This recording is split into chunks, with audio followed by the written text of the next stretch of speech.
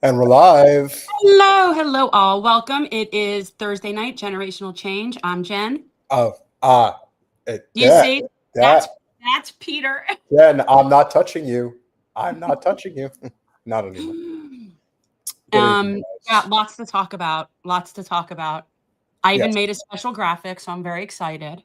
A special graphic? I made a special graphic. Oh, well. I could not let the assassination of a healthcare CEO go in vain. It was too opportune. Yeah, there had to be a graphic to go with that. You know, there are many times we've been doing the show over the years where we have sort of a fortuitous set of circumstances. We scheduled our good friend Margaret Kimberley about a week and a half ago, I believe. I know you somehow think that Margaret has the same sort of twisted and dark sense of humor that I do, and that she might find, a little levity in something that maybe other people might not think is so funny. Well, she's dressed very Is that what you were saying? No, she's dressed very appropriately this evening, but just the fact that we're talking to her less than 24 hours. Is it 24 hours? When did it happen? It happened yesterday. Okay. So maybe a little more than 24 hours, but the fact that we're speaking to her within earshot of when this, what I think will ultimately end up being sort of a watershed moment in our nation's history. We talk all the time about how we're the only developed country on the planet that doesn't have the right to universal health care. We're one of only 2 countries in the world that actually doesn't that sort of beg the definition of developed? Oh, sure. Okay. Well, we're developed for a certain portion of the population, which is kind of how it's always been, even though people want to pretend that that's not how it's been. However, the fact that we're one of only 2 nations in the world that actually does advertising on TV for big pharma and private insurance. When you see the sponsored by Pfizer ad, that only exists here and in New Zealand. No other part of the world actually does anything of that nature. So to say that this is Yet I think I'd be happier living in New Zealand. I'm just throwing that out there. Sure, I guess you would. Yeah, I haven't heard of wars around the world being caused by New Zealand. I haven't heard of them. So yeah, I'm with New Zealand. I honestly, if we had everything else that they have, I don't know that the healthcare thing would bother me as much. Probably not. But then again, we are where we are. And for the foreseeable future, you're stuck, as am I. So let's try to make the most of what we've got. And I think that this is going to be an excellent conversation because it does appear that Blue Cross Blue Shield. And keep in mind, guys, I am under the weather. So Jen is going to be directing more of the, the show. You can't help yourself. I'm trying. I'm trying. Yeah. But the fact that you've already got Blue Cross Blue Shield, who was attempting to say that we're not covering all anesthesia. Imagine being under anesthesia midway through the procedure, and you run out of your time. It's like a pace at Sloan Kettering in New York City, and they just decide, yeah, we're not doing this anymore. You know, when I was traveling in Europe a long time ago, in Germany, they had these pay showers, and you had to have change, and you would put the change in the shower, and you would get water for a certain amount of time. But if you didn't have more change and the water stopped, you're screwed. Off. And you're soap and face, the whole thing. So this is what that sounds like to me. Like you're under anesthesia, just doing your thing, and time's up. Welcome to the world of for-profit everything. United Corporations of America. Yes, and yeah, our lovely guest has been warning about this for a long time. She is a real journalist living in New York City. What a perfect guest to talk about what happened yesterday and much more about what's going on right now. She is a journalist at the Black Agenda Report. She is a friend of the show. You know her, you love her. Margaret Kimberley, welcome back to Generational Change. Hi. Wait, we don't hear you. There you are. Hi there. Hi. Great How to be back. You? I'm good. I'm good. I am now feeling a little bit sad that I didn't wear my keffiyeh. I actually got one, and we live in Florida, so the reality of scarf wearing is very limited. It's very warm here, so any kind of scarf. So, but I do have one. Yours is lovely. I like red and black. Yeah, welcome to our channel again. And, I'm sure you've been following. How can you miss the circus that is what is going on? But so, Peter, do you want to start with our dead healthcare CEO? Do you want to, where do you want to start? Well, one of the things that I'm sure you've noticed is corporate media is doing everything in their capacity to find something else to talk about other than this story. What has been going on in New York since this happened? It does appear that the narrative consistently across the board in social media, highlighted by the statement that was released by United on their social media channels, particularly Facebook, the reaction to the average person has been, if you think that this is going to be the last time something like this happens, you are sorely mistaken. It's almost like the first, it's like the Paul Revere moment has finally happened with corporate oligarchy in the United States. And now they kind of have to look out. They have to look over their shoulder now. Do you think that that's what's happening? And what has been sort of the, I guess what you would say, sort of the rumblings on the ground in New York City at this moment? Well, it depends on whether the people change anything. If it's just a couple of weeks of grumbling and funny memes, then they have a PR problem, a short-term PR problem, which they'll figure out how to fix. And no one will, at this juncture, announce that they are going to decide how much anesthesia they'll pay for, and you're on the hook for the rest. So nobody's going to announce anything like that for some months. But I noticed something, this immediate visceral response, this consensus across the country, this hatred of these health insurance. It's a scam is what it is. It's a huge scam. The man who died, I've read his compensation was $9 million. Some others say $10 million. And people scrimp on their health care because it covers so little. UnitedHealth, BlackRock is a big shareholder. So we know the issue is money. But what I've said is, if we can share these memes, we have to think about doing something revolutionary about not just health insurance, but about this corporate control of our lives. We live under billionaire rule. We live under corporate rule. This is just one facet of this system where in which people depend, in this case, for our lives, on corporations who only are concerned about making money, which means they are by definition not concerned about your life. So I think we need to have a serious discussion. But I also have to say, violence can work. It's I hate to say, it reminded me of after George Floyd was killed by police in Minnesota on camera, and they were dilly-dallying about prosecuting the cops, about trying to indict them. They were hoping it would go away. But Right. someone set fire to a police precinct, and then they were arrested. And I said, well, isn't that an interesting coincidence? And I don't want to give people a wrong idea to take actions which could be foolish or dangerous, but it appears that this system does acknowledge the threat of violence. So those are my thoughts about this.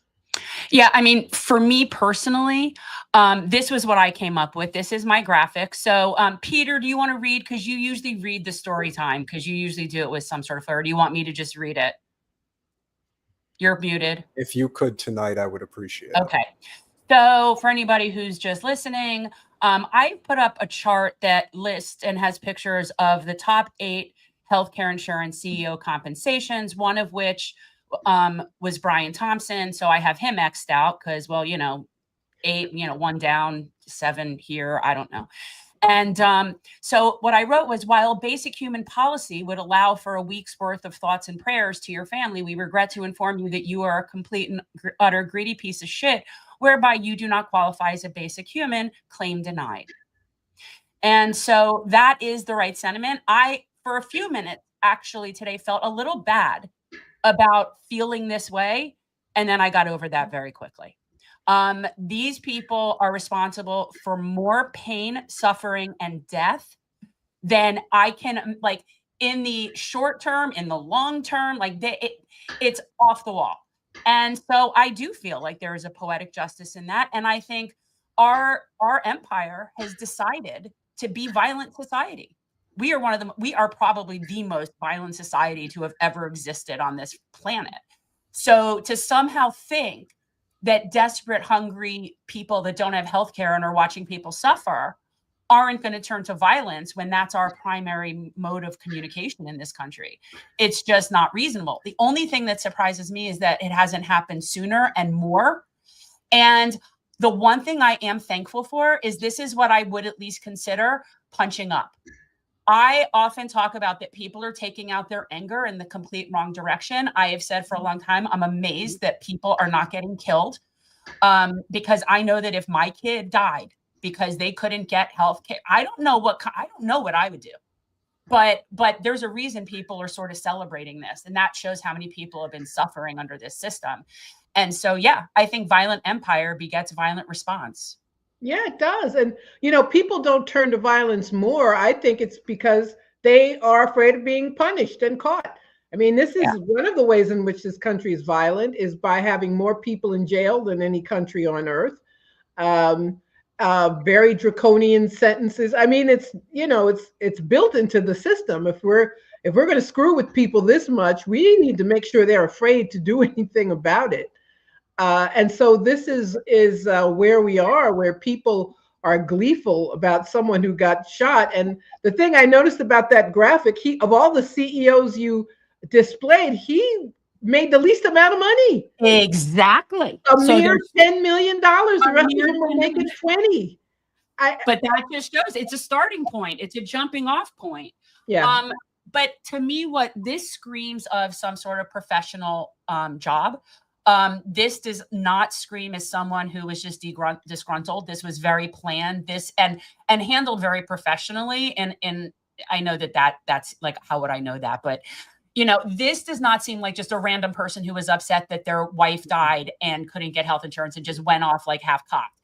So what I'm thinking is, if this is something that's premeditated, then it may or may not really have anything to do with what we all think it should have something to do with, which is just general, complete, loathing at this point for our health industry. Well, did you see that the shell casings, he'd written the words deny and defend? Yeah. So he clearly, yeah. I mean, it'll be interesting to find out who this person is, if it was a personal issue or he just decided to get justice for the rest of us. And the video, which of course there's video already of the actual shooting, I thought it was interesting. There's a lady standing nearby. She's just a few feet away from Thompson, and he just shoots Thompson. She runs off, and he ignores her, and then he leaves. It's very strange and interesting, but it will be interesting to see who this. I think eventually they will find this person, and we'll know who he is. But there needs to be more. We live in fear in this country. We're afraid of getting sick. We're afraid of our housing situation. I'm trying to find a new apartment now with my partner, and I've been in my apartment a long time. And the downside of that is when you look for something else, you can't afford it. I knew rents were going up, right? But it's much worse than I thought. So where are you going to live? Are you going to get an education? Will you be $1 million in debt if you want to become a physician or some profession that we all need? Where are your kids going to go to school? I mean, all of the medical debt. I mean, the idea that there is such a thing is so terrible. We live in fear all the time in this country. And it's something that's not expressed that way. Our political system, I mean, they're captured by the people who are doing these things to us. The oligarchs run the political duopoly. So I think what we're seeing, this response, this visceral response, is a reflection of all the suffering that people go through. If people make an allegedly decent salary, are you ever going to be able to buy a house? I mean, it's terrible. Just very basic, modest things that are in jeopardy for so many people. And this man, Brian Thompson, who was shot, he's a stand-in for all of it, for the banks, for the politicians, for the other corporations. And he represents all of these people who make our lives so hard. So it's actually not surprising that there's been this reaction. Yeah, that's how I feel too. And I honestly think, and I hate to say it, like, I don't want to feel violent. I don't want to feel that way, but there's so much rage and anger, and I have health insurance, and yet our deductible is ridiculous. So, and so of people that even, I don't know anyone personally that has not had some problem in some way or another with managed care. I don't, one way or another, like on a spectrum. But I mean, Amy Valela's daughter was killed because of lack of coverage and what was going on with her insurance, agency. So like, this is crazy. It is. Anthem, the company that said we're only going to pay X amount for anesthesia. If you're under longer than that, you're on the hook for it. I have Anthem. I turned 65 a few months ago. I do have Medicare. Medicare is primary though, but secondary is Anthem. Anyway, that's the way it works out. And so I was like, Anthem, the thing I have, I guess I better never need surgery. And there was some pushback from politicians. I guess it was one of those things that was so grotesque that they couldn't. The governor of New York, I don't know if she really did. She made this announcement. We pressured Anthem and they backed down. And I don't know if she actually did anything. But they've gotten away with so much. Why shouldn't they think they could get away with one more thing to victimize us? And the rights Human Rights Day is coming up. This should be a human right, having health insurance, but it isn't considered that at all. Right. I actually think healthcare and housing are both human rights. So there's that. But I'm a crazy socialist in that way. So what do I know? Peter, you were going to say something before. So I've had this sheet for quite some time. It was in response to HR, it was House Resolution 676 and Senate Bills S1804. This is for Medicare for all.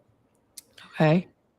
The USA spends twice as much per capita on healthcare as any other industrialized nation, yet we rank near the bottom in nearly all health indicators, including life expectancy and infant and maternal mortality. 30 million Americans still have no health insurance and climbing, and another 40 million are underinsured. And then you have the probably 100 million that have insurance, but could be one nasty accident away from being in complete and abject poverty. Most U.S. household bankruptcies are due to medical bills, and most of those households have health insurance. Our prescription drug prices are the highest in the world. Congress has prohibited Medicare from negotiating drug prices. Each year, $1 trillion of our healthcare dollars go to administrative costs, aka profit for doing nothing. Having just a single payer like Medicare can cut administrative costs in half, saving us over $500 billion in medical expenses a year. Negotiating drug and medical device prices can save us $150 billion a year. The savings are more than enough to cover all Americans' health care, including dental, vision, and prescriptions, with no copays or deductibles. Funding for improved Medicare for all will be less than current healthcare expenses for 95% of households. Care remains private with free choice of doctors and hospitals, meaning that you're just removing the for-profit middlemen in between us and our doctors. Health decisions will be made by you and your doctor, not an insurance company like United, which denied over 32% of all medical requests. That's in-network, by the way. Mm-hmm. That was in-network requests. Instead of focusing on maximizing profits. Medicare for all will strengthen business, as employers will no longer be required to provide health insurance. You ask any doctor, physician, like Jen's husband, will tell you, yeah, I don't want to deal with the administrative bullshit anymore. I know. Did. Companies will be better able to compete globally. And finally, Americans can change jobs or become entrepreneurs without fear of losing health insurance. Yeah, it's funny. I'm remembering my primary care physician who I went to for something like 30 years, who retired a couple years ago. And I remember him telling me, never get United Healthcare. They don't pay for anything. They're terrible. So I'm like, okay, that's stuck in my mind yesterday. But there's something else you pointed out, that we depend on employment, being employed in order to have health coverage. So you'd think that corporations would say, we don't want to deal with this anymore. Take it off our hands. Let's have single payer. But they don't. It's part of the same, I'm going to call it a conspiracy to keep us beaten up, to have austerity, to have a race to the bottom, to have a workforce that's compliant. And if you have people who don't depend on a job in order to have the bad health care they get, well, then you're going to have people who won't stay on a job, or who will be ready to go on strike, or who will make some sort of demand. So these corporations, these entities, you would think would want to have a different system. Instead, it works to their benefit. I mean, it's really insidious when you think about it. But you mentioned also the Medicare, that I believe it was during the Bush administration. I think it was Bush, where Congress said the government was forbidden from negotiating drug prices. Well, then Democrats subsequently came in and had control of Congress. They didn't change that. They didn't undo that. No. So it just shows you the degree of collusion in the duopoly, the collusion between Democrats and Republicans, that people being bankrupted, not having doctors at all, dying too soon. And there was something else I've heard about recently, and it's healthy life expectancy. It's not just how long you live, but how long you live as a healthy person who can do the things you want to do. The U.S. ranks very badly. I think we're like number 10 or 11, something like that. Yeah. And all these other countries that we think are less advanced, to your earlier point, all do a better job of keeping people alive and healthier for a longer period of time. than in this country. One other thing that I want to point out that I think is important for everybody to understand, we think about who spends the most money lobbying Capitol Hill. Mhm. It is private insurance and big pharma, because their commodity is something we don't actually need. We can make, we can have a long drawn out conversation about big oil, but the fact of the matter is people are very dependent on energy, and we are not in a position, even though Jen and I disagree. I'm a huge advocate for nuclear power. My goal is to get us off of fossil fuels as quickly as possible. And my goal is to live in a hobbit house in the mountains. woods and not have any of that disgustingness. Exactly. So, we have different goals. We do not need for-profit middlemen in between us and our doctors. There is no excuse for it. There is no rationale for it. This has been a scam of scams forever. When I think back on Reagan's legacy, the one thing that never gets talked about enough is way back, when they saw a future for him in politics in the 1950s, he was the pitchman for General Electric. This was a man who literally told you that if you had health care, it was going to lead to communism. He was paid very handsomely to go on TV and say these terrible things about, which was all not true. And that in many ways became his legacy that still doesn't get talked about to this day. And so here we are today, and we look at all of these major corporations in the health business. United is number one. This last fiscal year alone, they profited $80 billion on a backdrop of $189 billion spent by their customers. You know how much it costs them to lobby Capitol Hill to make sure that no single payer bill makes it to the floor? $5.5 million. Now, normally that would seem like a lot of money. And of course, we have probably a dozen major insurance/pharma companies that probably spend the same, if not more. But in United's case, because they spend that $5.5 million and are able to achieve an $80 billion profit for their cause, that's a 14,500% profit margin. I would say that they're spending their money pretty wisely, Margaret. How about you? Yeah, well, they're not spending it on us. They spend it to keep this grift going, and that's all it is a grift. They even have big pharma has some sort of system that also increases our pharmaceutical costs between pharmacies, and I don't understand it exactly, but it's one of the reasons pharmacies are struggling. There's always some middleman to help somebody make money unnecessarily. That's it. Congress is just a big money laundering operation for big pharma or health insurance or the military industrial complex to do all kinds of things we either don't need or that are harmful to us.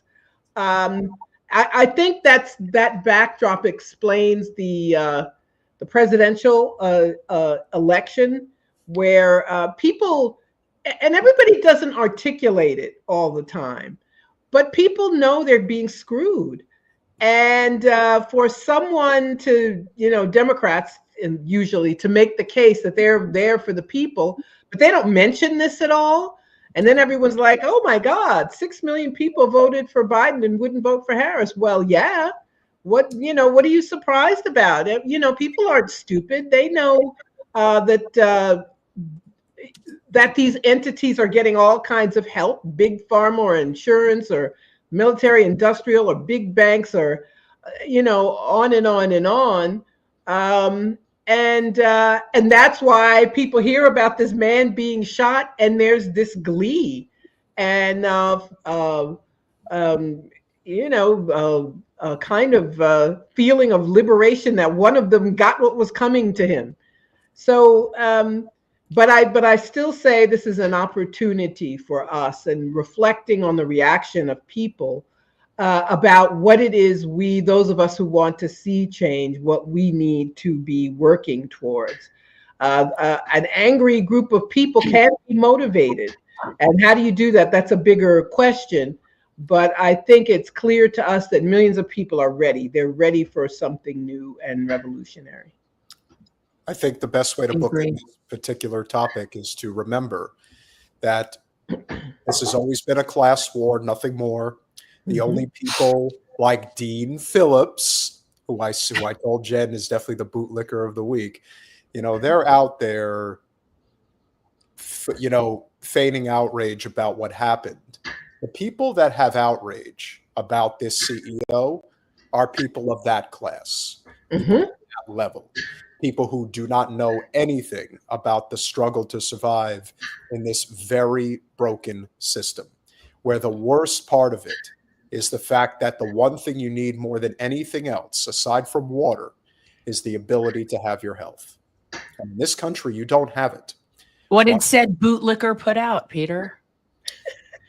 Mr. Phillips, who thought he was going to be president somehow, basically decided to say that it was an utter tragedy that Mr. Thompson was killed. Okay. But then he proceeds to not stick with that talking point. He proceeds to say how disgusting leftists are for celebrating this particular incident. All the while, Mr. Phillips has voted against single-payer health care. And I believe all 6 terms he was in Congress. So, needless to say, so you know what that means. Yeah. That is what we call a bootlicker, people. Just saying. Yeah, and he definitely has licked a lot of boots in order to get where he is. But it's not entirely surprising. And I think that this is, in many ways, and thank you, Mark. It is very reflective in that these topics, these conversations are very important to have. But it's also important that we remember that we don't let them slide. The one thing, Margaret, and this is a perfect transition, obviously, into the topic of Israel, Palestine, particularly with Gaza, is many times in the past, particularly with the left, I prefer to say the populist left, because that's where the energy really is. If you're going to have anything happen, the working class, the labor left, many times you have these movements and then they just go away. They last for a little while, but they don't have teeth. The Free Palestine movement is relentless. It doesn't stop, and it's not going to stop. In fact, as I was saying to Jen the other day, as I've been saying to a few people, I actually think Trump in many ways is the best thing that could have happened to this situation, because he's going full bore into this. He's basically making it the United States of Israel cabinet. And by doing that, he is really forcing the hand of that populist libertarian right that want no part of this. They do not support Israel. They do not support this genocide. And they, unlike the liberal left, if you will, they will confront their leadership. Whereas the Democratic side is all about go along to get along. Oh my God, you don't want the other side to win. Well, we do have some really good fighters on the left. One who I'm sure you would definitely agree with us on. Medea Benjamin is definitely somebody who puts herself out there like few others do. And yet it's always amazing to me how she's always able to infiltrate the halls of Congress. Because she's small and wily. But what's amazing is they're so scared of her. They call for security. If you need to call security for Medea Benjamin, you've got issues. Because I've seen she's like, what, 80 pounds soaking wet, like 5 feet. Like, I mean, are you kidding me? Now, I have maintained that the 2 worst women in politics, and they both happen, with all due respect to the Marjorie Taylor Greens of the world, the 2 worst people are Debbie Wasserman Schultz and Nancy Pelosi. And so, unlike Wasserman Schultz, who just runs away and doesn't talk to anybody, basically wants to live under armored guard for the rest of her life, okay, have at it. Well, Pelosi can actually be gotten to if you hit the wrong button on her, dial. And that is exactly what Medea Benjamin did right here. Love Medea. We're here to talk about genocide of the Uyghurs. What about the genocide in Gaza? What about the genocide in Gaza? I just got back from Western China. Well, we're talking about Gaza right now. If you stop talking about China,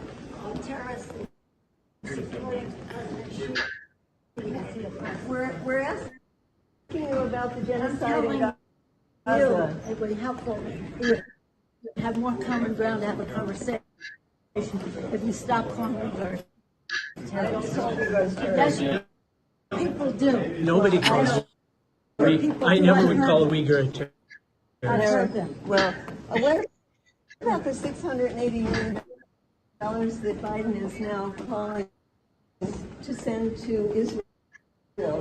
Is that something that maybe you could help us stop? We're here to talk about the Uyghurs who you call terrorists. Well, We do not call Uyghur We terrorists. have nothing in common with you. yeah. Well, what about Nothing in common with you. we're against Funded by the genocide wherever it is. We're against Funded by genocide in They're Sudan. funded by the Chinese. Wherever there is genocide, we're against it. But what about You can't talk to Gaza. You can't talk to Gaza. You can't say one word about Gaza. Is there a genocide You're involved in in a Gaza? genocide and you can't say one word, Congresswoman. And you've been funding it the entire time. What a hypocrite. Or block Medea there. What a hypocrite. So that is Congresswoman Pelosi, where she has been in an event to talk about the genocide of the Uyghurs and how there is bipartisan support. But when we asked her about genocide in Gaza, she has nothing to say. She is very selective about what genocide she supports or doesn't support. Yeah. Well, that's important. It's important to know which genocides you are and are not supporting, because you wouldn't want to mix them up. You know, you wouldn't want to do that. Well, I think it's important to point out, and it's true, Medea is like, maybe she's 5 feet tall. I don't know. Right. But she does. She gets everywhere. And my favorite footage of Medea, Blinken was talking somewhere and she was protesting and they had literally dragged her off and she hooked her foot around Biden's chair. It was perfect. It was so hilarious. But yeah, the Uyghur genocide story is phony. Now, the Chinese government, there was a terrorist group in that region of China, in Xinjiang, some of whom joined the jihadist action in Syria. There were some terror attacks in China. I think it was a mistake. They called them trade schools, although people didn't really want to go there. But there are no concentration camps, no prisons, no forced labor, none of the things that we have been told about the Chinese government, and yet they harp on it constantly. It's a way to undermine China. Always. But I love how she says Medea gets paid. And that's not the first time she's accused the CodePink organization of being funded by China, which is just so absurd. And that's somebody who is extremely high up in our Congress. Like, it's just off the wall that crap is coming out of her mouth. It's just completely ridiculous. Like, this is a farce. To be fair, we don't know how many drinks in Pelosi was at that point when she made that statement. True. Well, what time of day was it? What time of day? Anybody who wants to come for me, calling me a sexist, just remember, they would never, ever miss an opportunity to complain about John Boehner and what a lush he was. So as far as I'm concerned, it's equal opportunity. If you're hitting that bottle, which he clearly does. Look, she's a very brazen woman. What I am upset about more than anything else, I'm upset that not a single one of them thought to just ask Pelosi, hey, you have any stock tips you want to provide for us today? This is a woman who was already rich and gotten richer by virtue of being in Congress. Of course. These people, they should not be allowed to trade stocks while they're in Congress at all. No, I think their entire immediate families need to be barred from trading stocks while they're in Congress. Their spouses, their kids, absolutely. Yeah. It's a money laundering operation in more ways than one. They help corporations and they help themselves. When she was speaker, and she always bragged about how much money she was able to raise. Well, I'm worth that I raised a lot of money. And it's easy for rich people to raise money. They just pick up the phone and call their friends and ask them, to write a check. So it was kind of proof of this corruption that we're talking about. And, the support for Israel is part of that corruption. Everyone talks about foreign influence, Russia or China, but what about AIPAC? That's foreign influence. AIPAC should be registered as a foreign agent. They can operate, just say what you are. You're an agent of a foreign government. But we have members of Congress. I'm sure she's a true believer anyway. But we have other people they're bought off and they're cowards. And you can see why. They spend millions of dollars to get Jamal Bowman, to get Cori Bush. And they weren't the first targets of the Israel lobby. So we see this a genocide, which all of our names are attached to. I think that's one of the reasons Peter, you were saying that this movement has not gone away, despite the suppression on college campuses, people being arrested, suspended, professors fired, people being told they're on a list of not getting a job. I was reading California saying participation in these protests may mean you're not admitted to the bar, because it's not just passing the bar exam. You still have to pass. There's some sort of criteria, and it's going to be used against you. So despite all of this, the movement to end U.S. support for genocide is something that is not going away. It is also it's not talked about much, but I'm convinced it's one of the reasons Kamala Harris lost. There were people who said, I'm not voting for genocide. And even if I don't like Donald Trump, you should be punished for what you have done. The phoniness, was it AOC who said she's working tirelessly for a ceasefire? It's like, come on. It's like everybody knows Israel, the last thing Israel wants is a ceasefire. And the U.S. also, they have scuttled every opportunity to free the hostages. They're hostages of Israel. Netanyahu doesn't want those people free. They're his bargaining chip.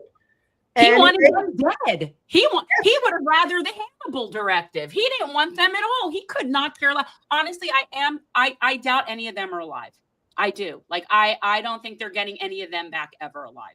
No, they don't want to. For one thing, as you just pointed out, they're better to them. They're better off dead, and all this free the hostages. It's so cynical. It's disgusting to me.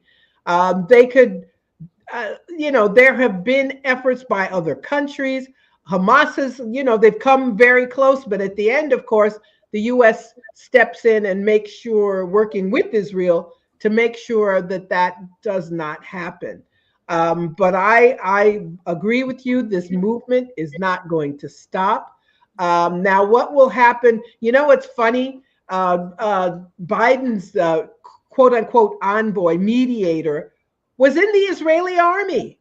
A guy named Amos Hochstein. He was in the Israeli army. I'm like, what kind of mediator was in the army of Israel? I don't understand this. So I don't know I suppose Trump can kill more people than Biden did. But the legacy of this administration, I hope it is terrible. I hope not. I mean, we will see it. I guess as Inauguration Day approaches, we'll hear people talk about Biden's a good man and blah, blah, blah. I hope no one listens to it. He is, they're still trying to kill people in Ukraine, demanding that Ukraine lower the draft age to kill, another generation of people dead? For what? Well, they've run out of old people. They've run out of old people. People are fleeing and deserting left and right there. And they have a serious problem. And everybody who's in charge of that in the Western world knows it damn well, knows that it's over. It's been over for a long time. And every foreign affairs expert we've had on this show has said the exact same thing, right? It's over. And yet that's still a way to feed the military industrial complex. That is still a way. And at the end of the day, they really think that they're going after Russia and that they're really hurting Russia because they're delusional.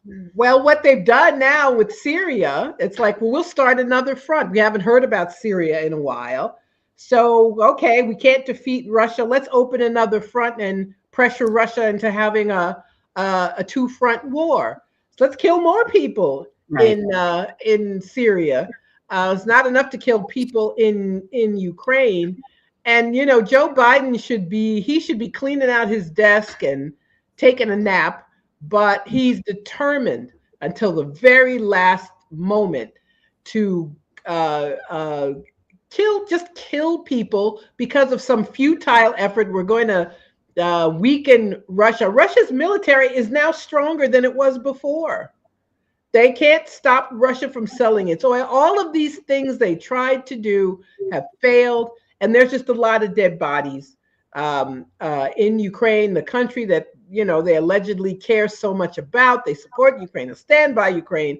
But now they're like, no, you need to lower the draft age so we can, more people can die and they can fight to the last Ukrainian. It's just disgusting.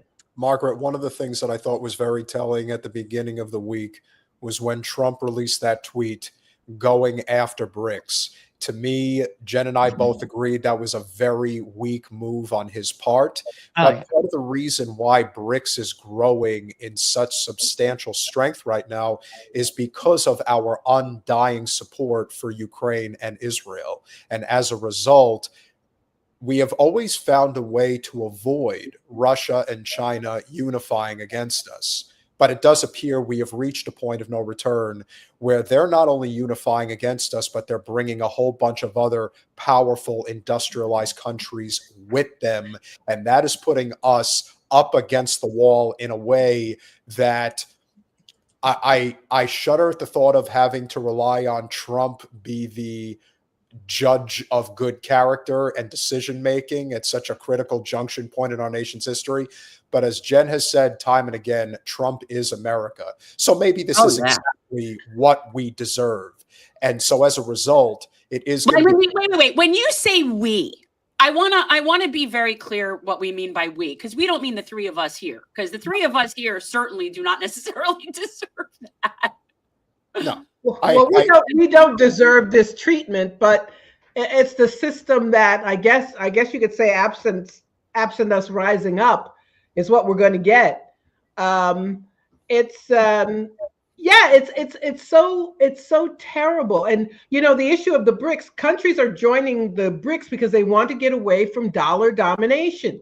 And for Trump to say we're going to have, you know, jillion% tariffs over anybody who's in the BRICS, it's not going to work. It's not going to happen. And Russia and China both of those countries were willing to go along to get along with the U.S. China calls it the win-win. Russia wanted to be welcomed into the Western community. They, you know, bent over backwards. They could have vetoed in the UN and saved Libya, vetoed the no-fly zone resolution. Russia helped Syria destroy its chemical weapons stockpile. Syria is still falsely accused of gassing people. Both of these countries have tried to get along with the U.S. and they have finally said no more. And the sanctions, yes, you can destroy Cuba's economy or Venezuela's economy with sanctions, but all that does is hasten the decline, because countries around the world say we want to get rid of this effort at hegemony by the U.S. So, you know, Trump I don't know if he knows what he's talking about with these tariffs, frankly. I doubt that.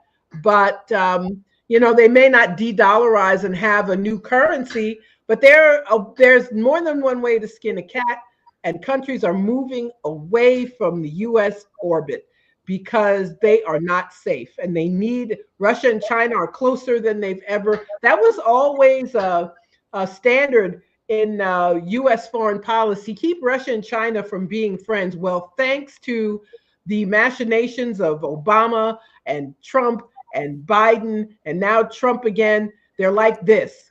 Better than allies, as Xi Jinping said. I don't know, it's better than an ally. I guess they're getting married. I don't know.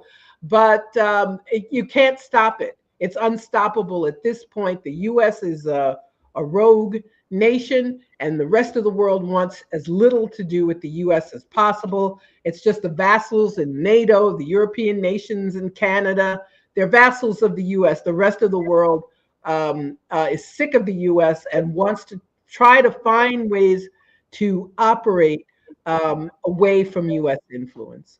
We have been saying, I've been saying pretty much since the beginning, pretty much since President Biden said that the parliamentarian won't allow him to do something.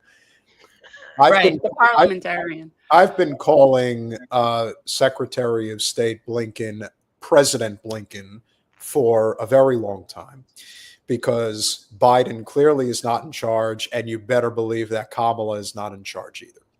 I'm not sure that that's a bad thing. Okay. Like, all of these options are equally shitty, but if we're going to go with nefarious, I'd rather at least go with nefarious and, lucid.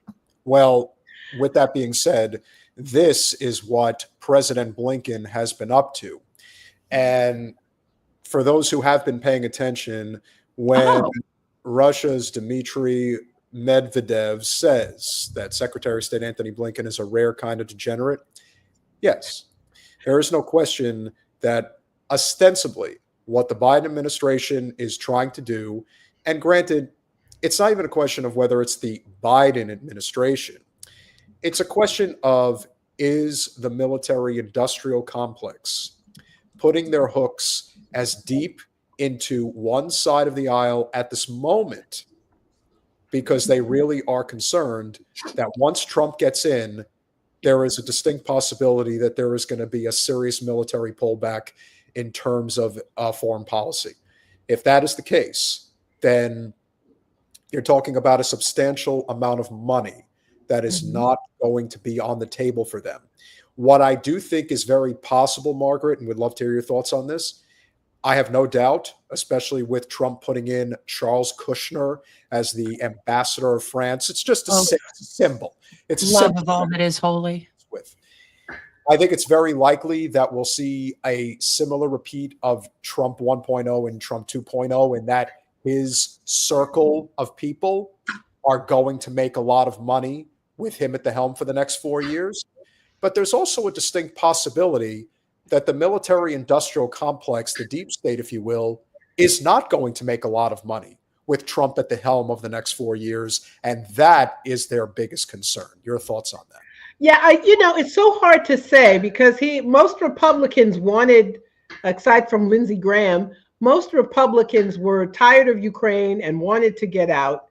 But it's Trump who saved the day for the military-industrial complex with this last tranche of money last spring.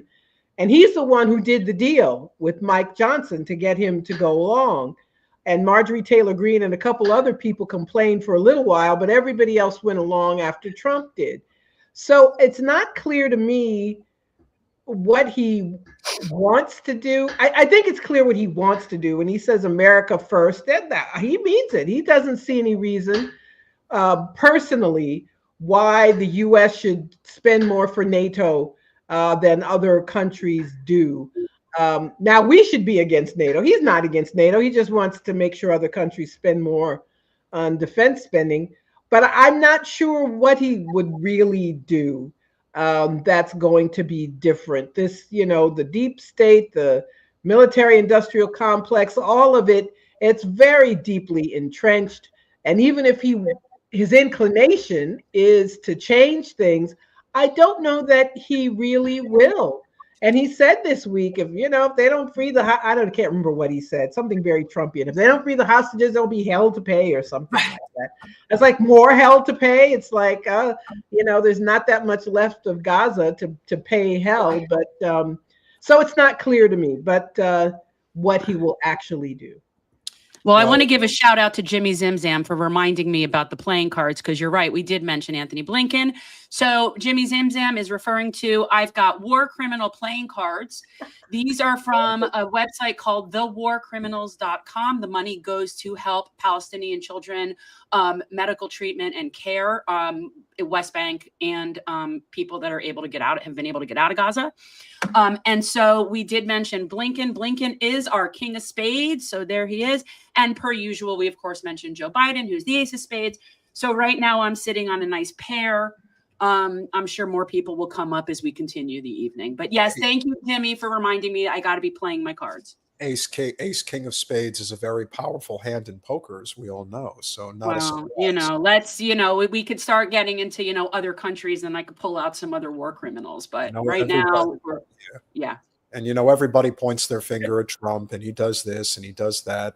Well, we covered, obviously, Biden's pardon of Hunter on Monday, and now it does appear that now that the floodgates have been opened, it looks like the pardons may come in earnest, and that should not surprise anybody, Ms. Kimberley, because as you can see, there appears to be a litany of additional people that the Biden, it's not even referring to the president, it's the Biden White House is discussing preemptive pardons for those in Trump's crosshairs, also known as Dr. Fauci, although he shouldn't even be referred to as a doctor anymore, but Anthony Fauci, Liz Cheney, and new U.S. Senator Adam Schiff. Why would you need to give these people blanket pardons if they didn't do anything wrong? Well, but aren't these all people that at some point we've heard have been under some form of investigation? I don't think this is just random. It's not random thinking. They're all criminals, but I don't know what it is they're specifically referring to with Liz Cheney. Well, it's, but we have to remember, this is not new. Presidents have come in and said, well, we could prosecute, I don't know, Casper Weinberger or somebody, and a Democrat will come in and say, never mind. So they protect each other. The system generally protects their, because their predecessors aren't really that different. They know they'll get prosecuted. Yeah, yes, exactly. They don't want that. They set a precedent. If you allow their people to be prosecuted, it means you can be as well. But Trump's a wild card. I don't think they'll ever touch, Fauci, or they'll ever. I guess Liz Cheney is the. I don't know. I guess Trump made one of his silly remarks about her. Excuse me, because she wouldn't defend January 6th, but. If them, and it's funny to me, the Democrats don't even care about how any of this looks. Biden pardoning his son, you would think he'd pardon a lot of other people too, like people whose names you never heard of. All those years he was talking about crack cocaine, a little bit of crack cocaine, you're going to go to jail for 5 years unless you're Joe Biden's son. And you would think some of those people are still locked up, low-level drug dealers or people who just possessed, or pardon them. And also, I think he would have gotten less pushback, but that's not who they're thinking about. And they're not even pretending to think about the people who could justifiably be pardoned, who could be freed from jail or have their records cleared. But this is who they're thinking about, Adam Schiff, because he led the impeachment proceedings against Trump. So, oh my God, I can't wait to see the end of this administration. I really think the worst. Wait a minute, Margaret, you don't agree with some fellow left content creators that Joe Biden is the best president of their lifetime? We have a very low bar. I was about to say, based on what? Remember when he first came in and I think they said this to shut up progressives. He's going to be the most progressive president since FDR. He's going to cut child poverty in half. And then it was, well, the parliamentarian won't let us do the things that would cut child poverty in half. And then he became the first president since Reagan to break a strike, the railroad strike. He broke the railroad strike. So, but people are delusional. I don't know if there's amnesia. I don't know if it's delusion. I don't know if it's just making money. Syndrome. It's Trump derangement syndrome. These people have lost their minds. These are irrational, fear-based people, because if you look at facts on paper, then you wouldn't have those thoughts about him versus Joe Biden, right? Like we know that that's just an emotional reaction based on the fact that Trump is so gross. Although I would argue Biden is pretty disgusting as well. But, people find Trump so offensive. And ironically, some of the stuff they find offensive is the stuff that I appreciate he's being honest about. Well, I have maintained that George W. Bush is not only the worst president of my lifetime, but he's bottom 5 all time. However, when you really look, remember, when Clinton left office, he had a very high approval rating because for the dot-com bubble, it appeared that things were going really well. But when you look back on his presidency, especially on the domestic side, he was horrifically bad. In my opinion, he was worse than Reagan. And that's really saying something. And so we are kind of stuck in this sort of suspended animation moment right now where, like I said, we're dependent on somebody like Donald Trump not to completely allow us to sink into the abyss. But I think the best place to conclude the conversation, it is pretty ironic because I just noticed this, Jen. Margaret, you have your keffiyeh. Jen, you have your earrings. Oh, yeah, I've got my Palestine earrings on. These are for people who think they're cute. They're not expensive. They're from Handmade Palestine. Go to Handmade Palestine on Instagram. They've got lots of cool stuff for holiday gifts. I think we're walking a very dangerous line right now. But as I said, I think that the populist left definitely has one lane that is working for them, and that is free Palestine. I think we're in a very dangerous place right now in terms of the global component of our society, because I do think that there is this sort of willing to go down with the Israel ship that the likes of, just as we had in the Biden administration with, let's say Rabbi Shmuley, for example, on the Jewish side, you have Mike Huckabee on the Christian Zionist side. You do have these true believers that are absolutely psychotic about Israel. And the biggest problem that we have when it comes to the Israel lobby is that they are the most effective lobbying group in all of politics. They literally get everybody in line, and they have endless amounts of money from the billionaire class who support this idea of an ethno-state. And so I'm wondering, as we conclude the conversation, how do you think this is going to unfold under Trump? And do you think that this could have very dangerous ramifications for the future of our country? Well, sure. One of the reasons they're doing these things is to make sure Trump doesn't change anything. So they decide to give missiles to Ukraine that they can strike into Russia and raise the risk of nuclear war, because they want to make sure, just in case Trump really meant what he said, that they can, even if they start a war, he'll have to continue it. Same thing with Israel, and now starting something in Syria. So I'm worried about Biden before he goes.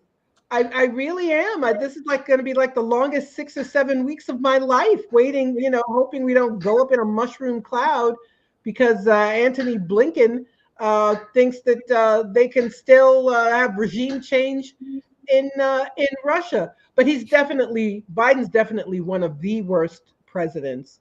I would have said George W. Bush before, but now I think Biden may beat George W. Bush. And you're right about Bill Clinton, the welfare so-called reform that impoverished people, getting rid of Glass-Steagall, deregulating finance, and then a bubble burst, the deregulation of media consolidation, that we're all still feeling the effects of. So, one of my biggest embarrassments in life is that I voted for Bill Clinton. I feel like I have to admit it because I did too. Well, I still appreciate. We need a support group, Margaret. No, great. Wait a minute, Peter. We need a support group. Like, hi, my name is Jen. I voted for Bill Clinton. Well, here's who Lila thinks is the worst. So yeah, George, you could make that argument. You certainly could. We'd have to do. We're going to have to, at the end of the day, do like a death tally and count the bodies, I guess. But I think this is the perfect time before you go to once again plug your book, Prejudential, for those people who do not understand that even my favorite president, Teddy Roosevelt, has a lot. Has a lot of blood. He has a lot of blood on his hands as well. No, thanks to Margaret, I hate all presidents. I honestly, it's just at this point, I just think it's a lost cause. I do, because anybody. I tell people, admire leaders around the world. Find another president you don't have to pick nobody in my deck. Nobody in this deck. We don't want any of these people. Thank you. Karen. Thank you so much. It's been fun. It's been a while. Thank so you, Margaret. come I back. love seeing you. I Thank appreciate you for all you. you do, and happy holidays. Thank you so much. Guys, follow the Thank Black you. Agenda Report. If you're not, I get it regular. Thanks, Margaret. Bye-bye. Good night. Definitely one of our favorite people. Oh, yeah. And Love her. always a great conversation. Love her. We agree. She's my somebody friend. that I would like if I lived in the vicinity of her. She's somebody I would totally want to hang out with. I would agree. She's definitely a cool person. Oh yeah, yeah. She's definitely the shit.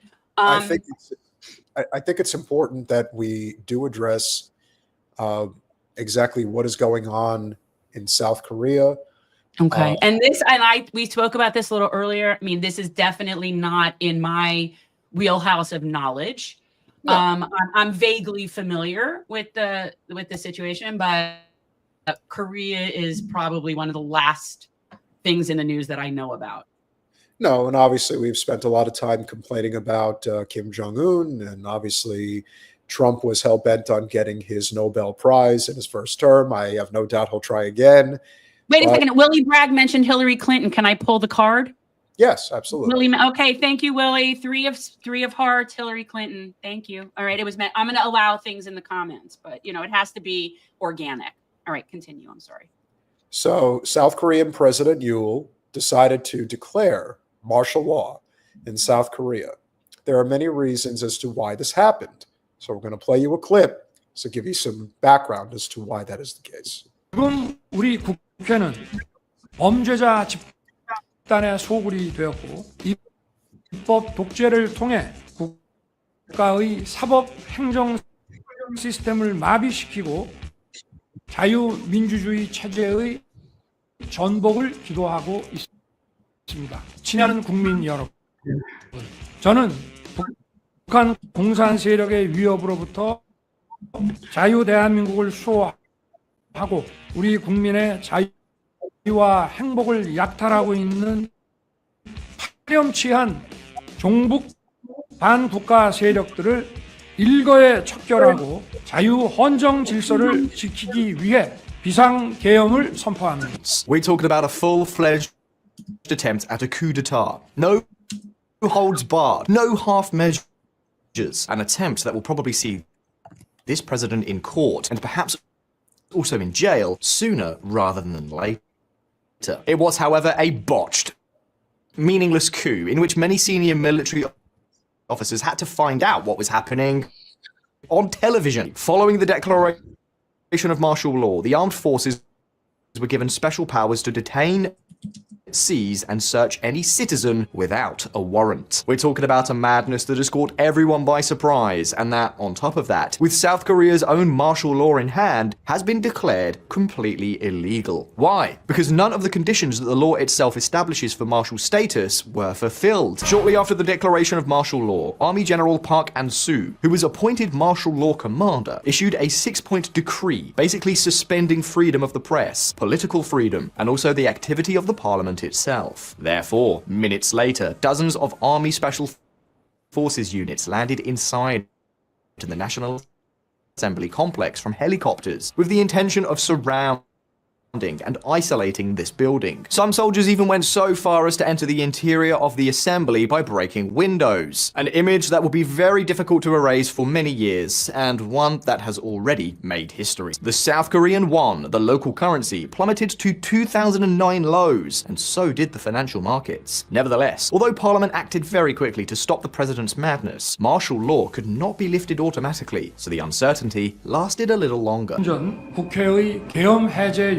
요구가 있어 계엄 사무에 투입된 군을 철수시켰습니다. 바로 국무회의를 통해 국회의 요구를 수용하여 계엄을 해제할 것입니다. 다만 즉시 국무회의를 소집하였지만 새벽인 관계로 아직 의결 정족수가 충족되지 못해서 오는 대로 바로 계엄을 해제하겠습니다. In total, About 5 hours. That's how long President Yoon's coup attempt lasted. It was an attempt to dodge a parliament that he doesn't control, and that is making it very difficult, if not impossible, for him to move forward with his political plans. But what if I told you that the opposition's parliamentary deadlock is not the only reason Yoon lost his mind and attempted this coup? It's true that his government has not had any kind of leeway from the assembly. Everything on this president's agenda has come up against roadblocks. The opposition has even attempted 22 impeachments against officials appointed by this government. And not only has the situation not improved, but it has gotten worse. Since last June alone, there have been 10 such motions. On top of that, the presidential office has consistently done everything possible to block a formal investigation against the First Lady. How do they do that? With their veto power. As we saw earlier, the president has even vetoed 3 times a National Assembly bill seeking to open a special investigation into his wife. For him, this is nothing more than a political witch hunt. The opposition wants to overthrow him, and for that, they use what he loves the most, his wife, as a weapon. But of course, the question is, if he is so sure that Kim, his wife, has done nothing wrong, that she is not corrupt, and that she hasn't committed financial crimes, why is he so determined to try to prevent her from being investigated? The level of irresponsibility demonstrated by the president makes it impossible for him to continue in office for much longer, whether through his own resignation or by means of his dismissal. We can only anticipate his end. You know, it's easy to say why this happened. What was the motivation behind it? Was it simply to keep people in line? I don't know. That's one thing I really feel like I have nothing to really contribute to this because I don't really know anything about. I think you will in a second. Okay. Why? What are you connecting? This is the real reason why martial law was attempted in South Korea yesterday. Okay. This is the reason. Because I didn't know. Like, I think there was South Korea's largest labor union launches an indefinite strike and calls for the president's resignation. This happened before he called to initiate martial law? Okay. Do you know the largest labor union in South Korea, what it is? No, I do not. The railroad union, Jen. Oh, good for them. Good for them. And that is why the railroad union, which is treated so poorly in the United States as it is in other places, they are as consequential a union economically as you could possibly have. You could bring a nation as powerful as South Korea to its knees. Which is why it was so frustrating that people were sort of like, saying all these great things about Joe Biden for him being such a good labor president when he screwed over the railroad workers, which is arguably would be the most powerful way to shut this shit down. And I bet you their trains are probably infinitely better and safer than ours to begin with. I mean, I would imagine no country that's like modern has trains as shitty as we do. Well, if we were going to do a tongue-in-cheek reason, perhaps they were trying to convince more of their citizenry to participate in the Squid Games, and the only way they could do it was by declaring martial law, and the only way to get out of it was to participate. Really? What? It's just a joke. It's a joke. Okay. I'm like, that's just silliness. Totally joke. But so you're thinking that but see, here's the thing though. If the president was thinking that that would be a good strategy in order to sort of thwart this from happening, then why would every single person in their cabinet or legislation, I don't know what the name of their legislative body is, they seem against it. So how come he doesn't have anybody that, and again, I'm obviously the pro-labor side of things, but clearly he doesn't have any sort of coalition behind him supporting what he's trying to do. And Collage, you may be right. It is possible that we could have interfered because remember, South Korea is a primary trading partner with us. Well, look, whenever shit goes down anywhere in the world, my first question is, what did we do? What did we do?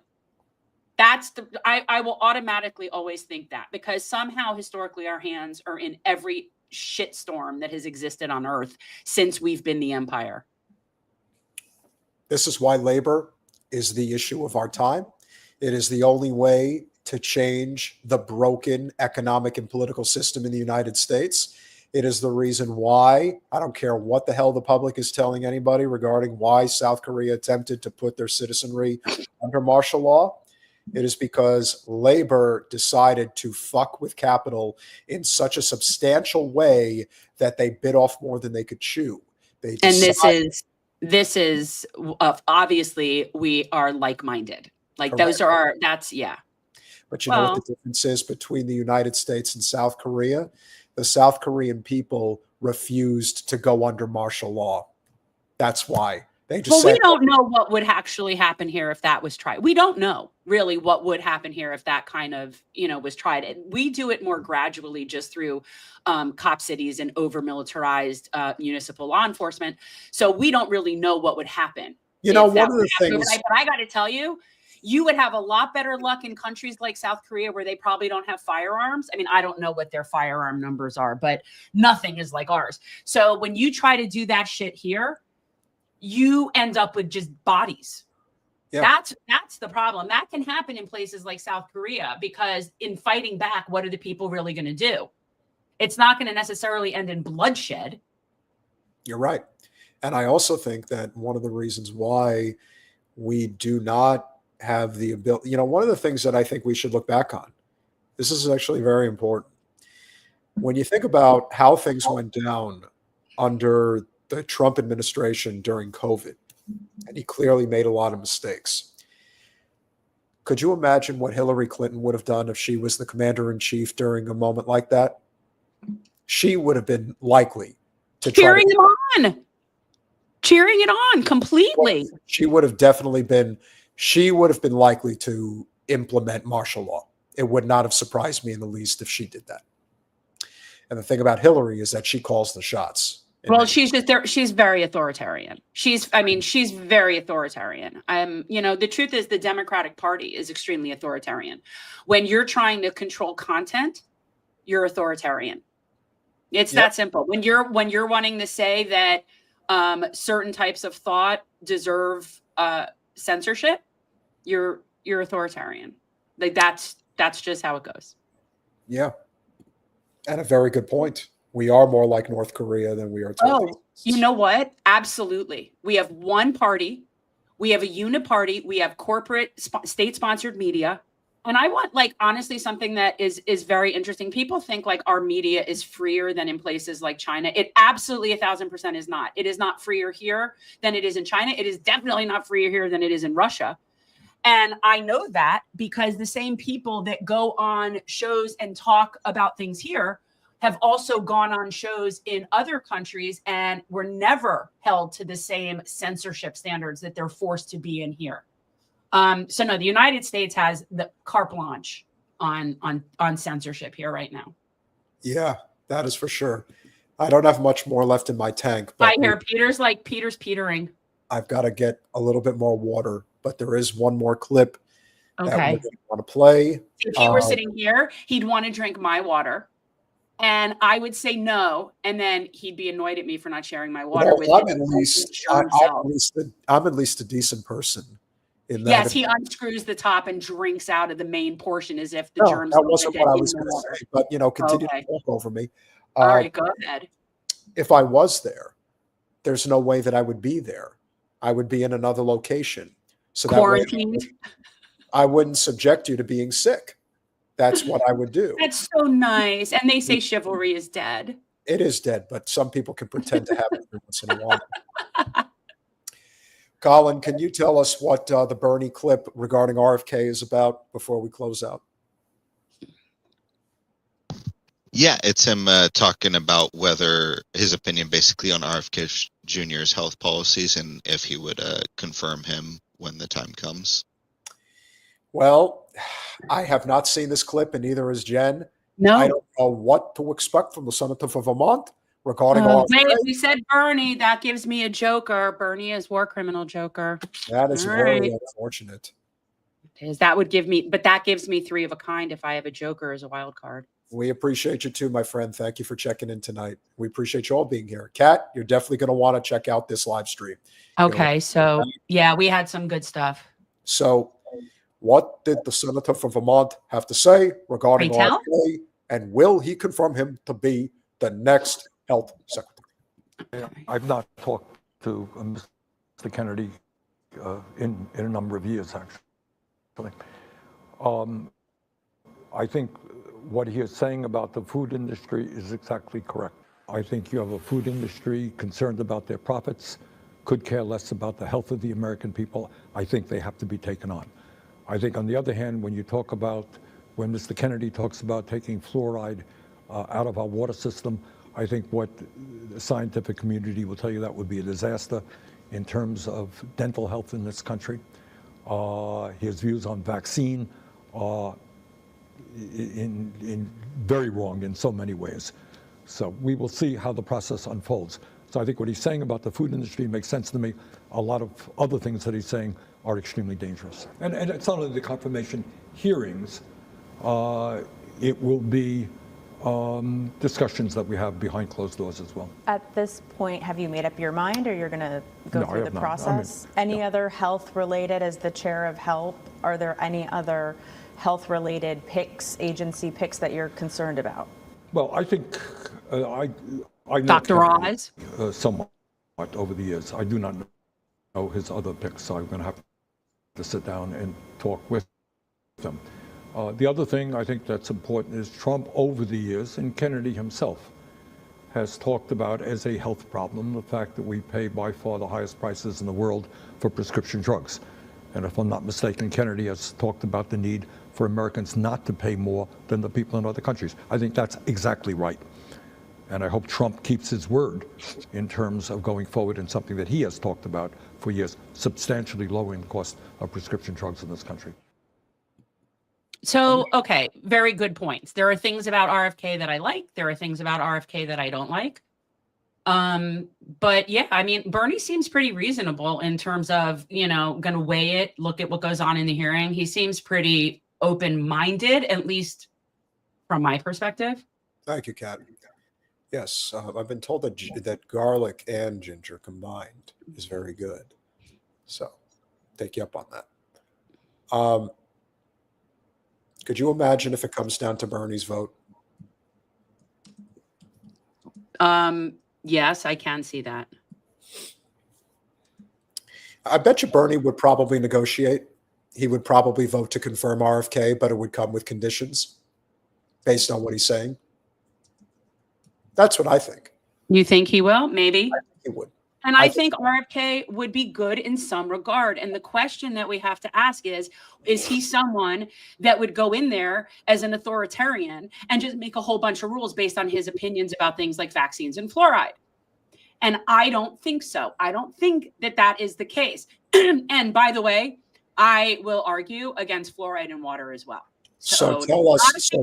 I was going to say, Jen, why would you, and I'm going to get some water real quick. Could you please share with the audience why you think fluoride in the water is not a good thing? Well, I stopped personally ingesting fluoride many years ago at this point, and I actually noticed a change. And I know that people think I'm hippy-dippy about it, but fluoride is known to calcify the third eye, which is also known as the pineal gland in our brains. And yes, people say that that's not necessarily so, but I actually believe that it is. And I had an experience with that. So I am not a fan of fluoride. I stopped taking it a while ago. I stopped allowing it to be my kids to get the fluoride treatment at the dentist's office. So I actually do not have a problem with not having fluoride in water and having that be something that if people want to add that, then that's on them. So I actually don't have a problem with that theory. The vaccine thing, that needs to be discussed significantly further. It really does. It's one of those things that I see multiple aspects of it that I don't agree with vaccines, and multiple aspects of them where I do agree with vaccines. And at the end of the day, I don't think Kennedy is someone that is like an authoritative going to go in there. It's not like he's going to go in there and ban vaccines. But if he goes in there and he forces companies like Pfizer to have to actually do the work and prove that what they're putting out there is in the public's best interest and not just for profit, then yeah, I could get behind that. I definitely do not agree with teaching people that vaccines are bad, because that's absurd.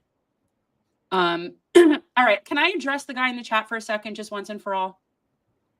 Who? Adam, high school necktie Goodman. I am sure, are a very decent person. Like I think you aspire to be a decent person. And I am sad for whatever trauma you went through. But in this chat, the thing that will get you blocked is being mean. Is being mean. It has nothing to do with politics or your opinion. Please feel free to share that. Be civil. But mocking physical appearance, and Peter will tell you, I say this to him all the time, that's not the way to criticize people. First of all, it just makes you look bad. And it's just not the way to go. So come up with decent arguments about people, and I'm more than happy to, like, engage. But yeah, well, if you don't think you're good, that's sad for you. You should maybe consider help. But in any event, I don't want to block you because I like having different opinions here, and I pride myself on that. But no being mean about people's physical appearances, because it's just petty. I don't want that. So that was it. Okay. So I do think that RFK would be a welcomed addition. I think that there is always going to be outrage about changing the status quo, especially amongst the liberal class. But the fact that so many people at this point are talking about the poisoning of our food and water supply, and this is scary. And kudos to Bernie for coming out and saying, I agree with RFK on these very key issues. Mm-hmm. I think that more than anything else is the reason why giving him the benefit of the doubt would definitely be worth it in this moment. I think of all the people that need to get in there to at least start moving the needle in the right direction. Yeah. If I can only have one, RFK is the one I would want. Right. I mean, and that's what people have to understand. And I know that, like, because I don't know if Lila is still in the chat, but I know that they have a lot of reservations and concerns. They don't like RFK. A lot of it has to do with vaccines and COVID. And I appreciate all of that. I do. But I am with you in that I think, given that he is someone who speaks truth to power against things like big ag and big pharma, that is what we need in that position. And I think it's just going to be incumbent upon us to make sure that he stays in line with the things that we also care about. But in general, to have somebody in that position that's willing to tell big pharma to go F itself, that is exactly what we need in that position. So I do understand concerns about him, but absolutely that's the problem. And if that's what he focuses on, and the idea of the profit motive and the complete corporate takeover of healthcare and pharmaceutical and all of that, that is exactly what we need in that position. But I do think that we have to keep check on it because, there are things that he thinks that might be fringe. And we wouldn't want that. But again, I don't think he's getting in there like a dictator and saying, all right, no more vaccines, But I do understand people's concerns with some of his stuff. I do. I think it's valid. And I think that was stuff that will and should come out in the hearings. And see if he can get confirmed. I think he will get confirmed. I don't think Tulsi will get confirmed. I don't, yeah. Well, I do think that he has a really good chance because he's also a Kennedy. And I think Arlene, ask your UK friends how much they smoke. Oh, because I got to tell you, and seriously, like my teeth are pretty white, and I don't do anything extra to them, but there are a lot of other, and I'm not saying that it isn't necessarily possible, but there are a lot of other variables that apply to in the UK. They don't do dental care like we do here.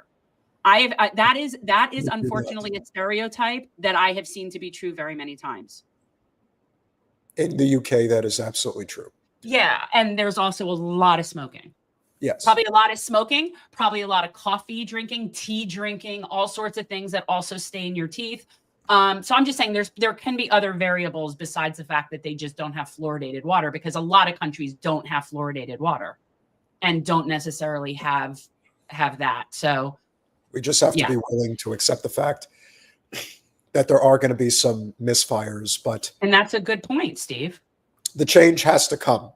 And the last thing that I will say before we go, if we're going to get to a single-payer healthcare system in this country, it's not going to come in the traditional sense.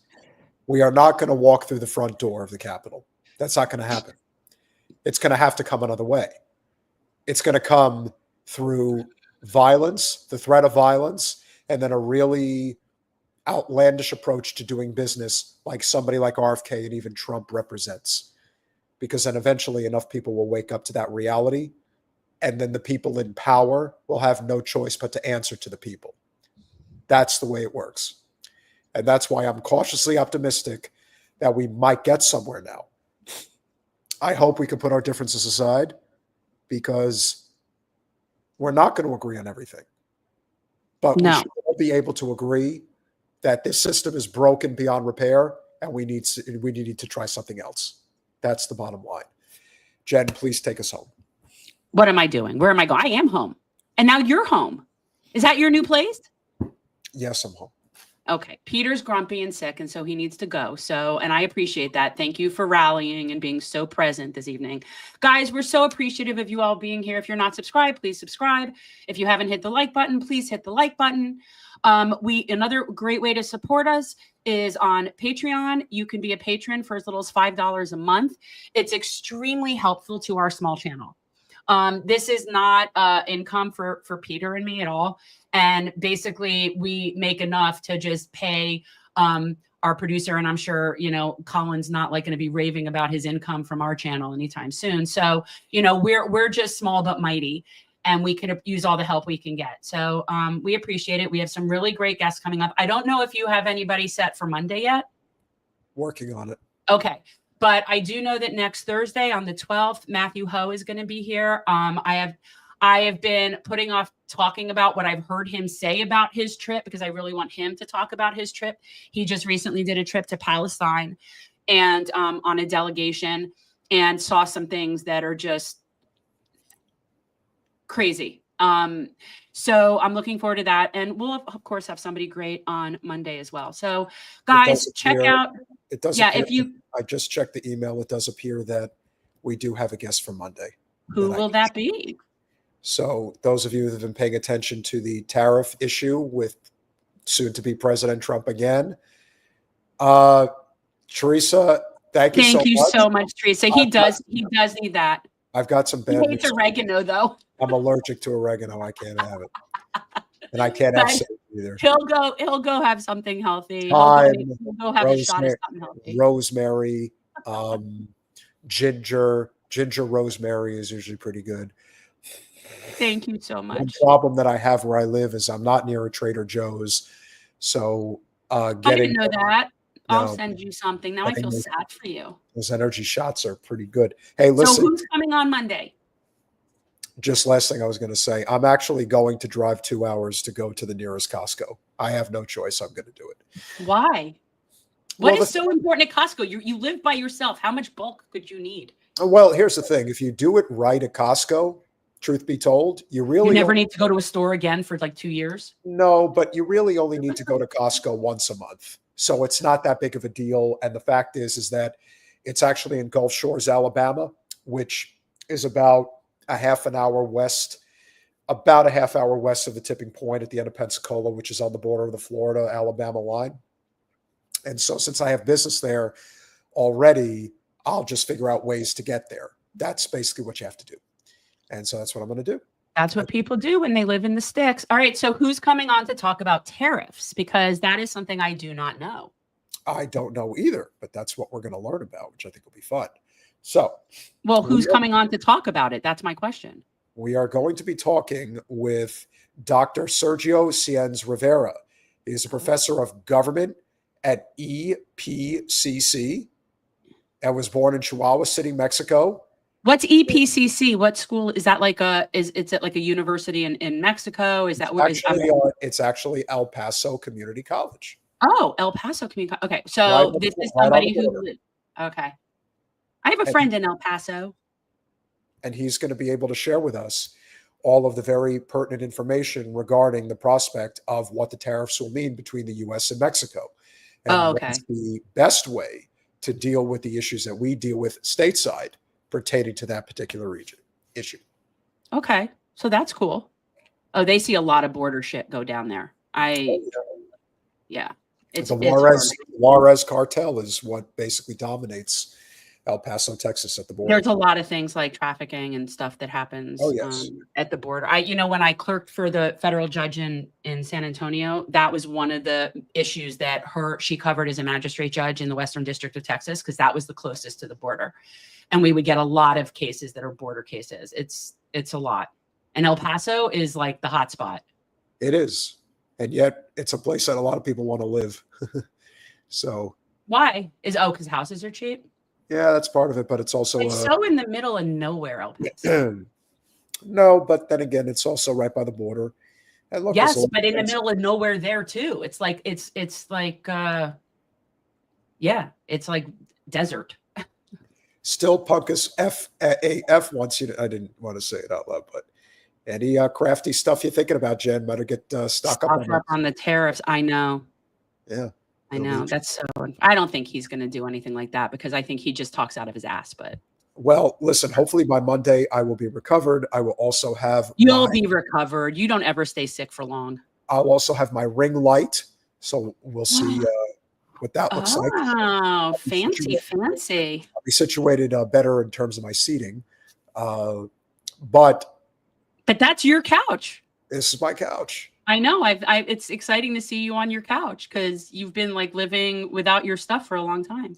Hey, I'd live on this couch if I had to. I know you like your couch. It is a comfortable couch. Guys, it's time to go. Smash that like button. Share. Thank you guys so much. All those things we ask you to do. Have a great weekend. We'll see you Monday.